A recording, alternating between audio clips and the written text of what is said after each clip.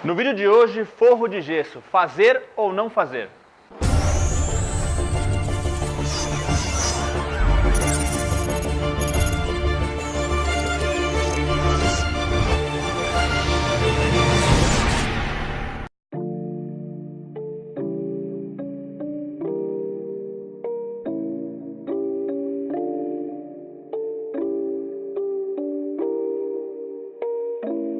Para começar, é muito importante dizer que existe uma diferença entre forro de gesso acartonado e gesso liso. Muitas construtoras entregam seus empreendimentos no gesso liso. O que é isso? É basicamente uma fina camada de gesso mesmo, aplicado, sarrafiado, de gira em torno de 1 a 2 centímetros de espessura, que vai aplicado diretamente na laje, no concreto, né? Ou seja, você tem a laje, que é o piso do andar de cima e o teto do seu andar, e eles passam esse gesso liso para dar um acabamento, depois ele é amaciado, lixado e pintado.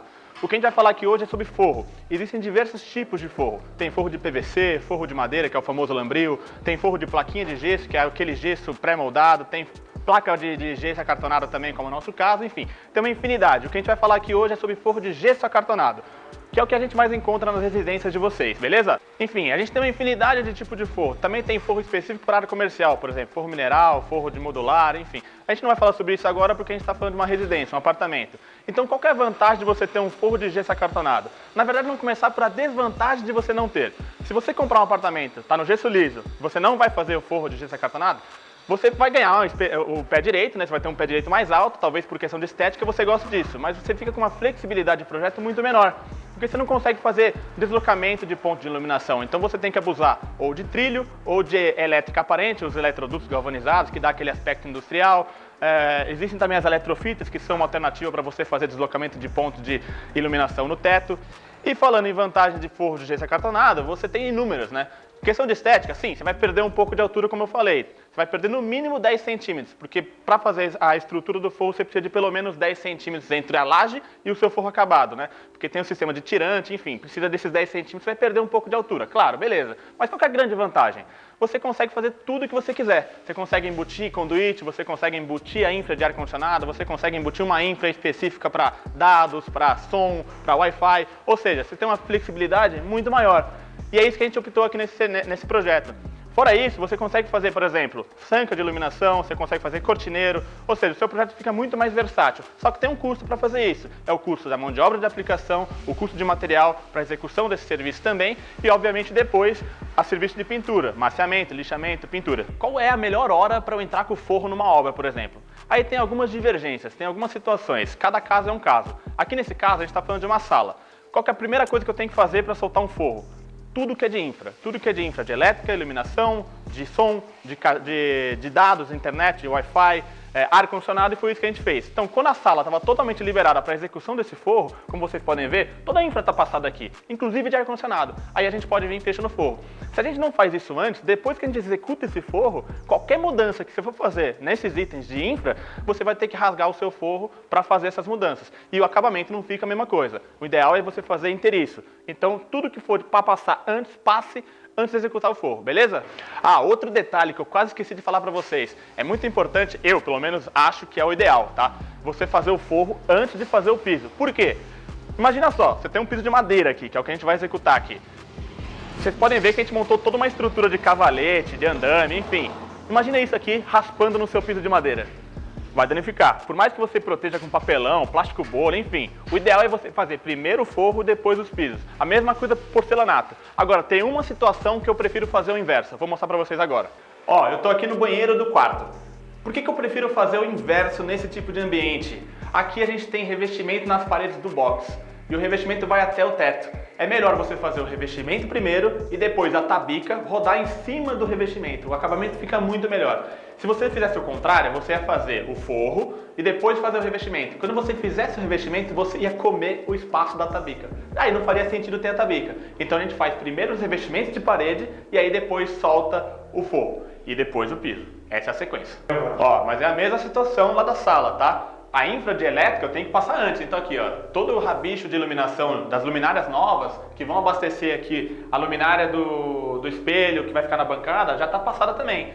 A outra vantagem do forro é que você embute tudo isso. Essa tubulação que vocês estão vendo é a tubulação do vizinho, você não vai ver com o forro. Enfim, o forro serve para tirar tudo isso que é feio do seu apartamento e deixar tudo muito mais bonitinho. Mas é como eu falei, tem o custo. Ó, gente, pegando aqui no detalhe para vocês verem. Essa tubulação aqui que está revestida com essa espuma é a tubulação de cobre que vai abastecer aquele ar-condicionado.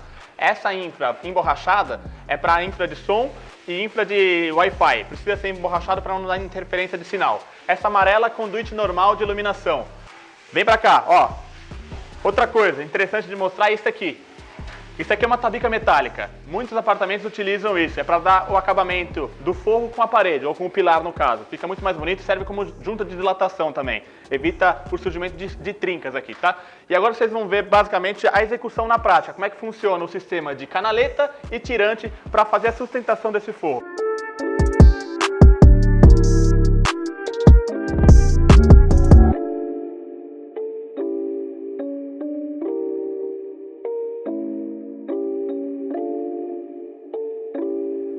Aqui é simples, na verdade, né? Basicamente, primeiro ele solta a tabica, né? Já na altura certa que ela tem que ficar.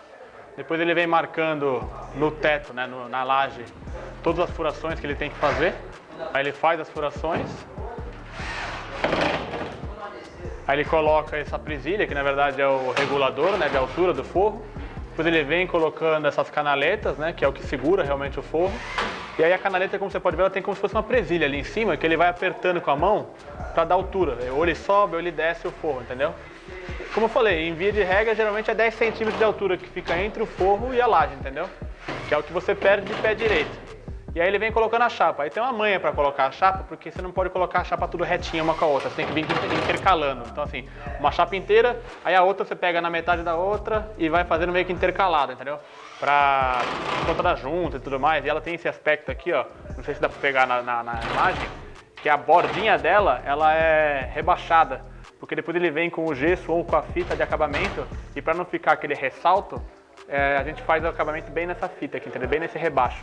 E aí não pode ficar, tipo, ponta reta com ponta reta. Tem que ficar no rebaixo com ponta, entendeu? Ah, é importante falar sobre isso. Sustentação de forro. O que o forro aguenta? Basicamente, a gente está falando aqui de uma chapa de gesso acartonado. Então, basicamente, ela não segura muitas coisas. Não tem uma resistência muito pesada. Então, por exemplo, já viram aquela tubulação de aço inox pesada que é chumbada direto na laje para a TV ficar suspensa e giratória? Essa tubulação é muito pesada, ela é instalada diretamente na laje. Você não pode instalar isso no forro, porque ela vai ceder o forro, ela vai puxar o seu forro para trás. Então, tem certas coisas que você precisa colocar um reforço. O que seria esse reforço? Madeira, você pode colocar até mesmo montante duplo, enfim. Dependendo do que você vai segurar, precisa sim ter uma previsão no seu projeto de forro para ter uma sustentação maior no seu forro em si. Aí tem uma outra questão também que a gente não falou quando a gente estava lá no banheiro. O forro que a gente vai fazer no banheiro, ele é uma chapa diferente dessa que vocês estão vendo aqui. Essa chapa é uma chapa normal, chapa padrão.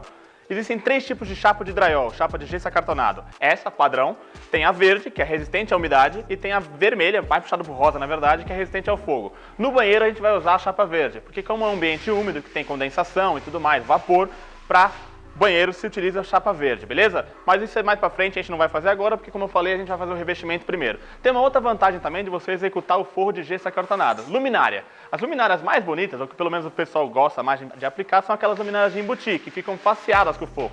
Se você não tiver um forro, está no gesso liso, você não consegue colocar uma luminária de embutir, pelo mesmo critério de você não poder embutir um conduíte, por exemplo. Então teria que usar a luminária de sobrepor. E convenhamos que a luminária de embutir é muito mais bonita. Ou seja, tem inúmeras vantagens, tem algumas desvantagens para você que quer economizar um pouco, é um processo a menos também na sua obra, enfim. Vai do cliente para cliente definir o que ele vai querer para a obra dele. Bom, gente, o vídeo vai ficando por aqui, basicamente é isso. Esse é mais um projeto em parceria com as nossas amigas da Casa 2 Arquitetos. Se você gostou desse vídeo, compartilhe esse vídeo com seus amigos, se inscreva no canal, ative o sininho para receber as notificações, dá o like nesse vídeo e até o próximo vídeo.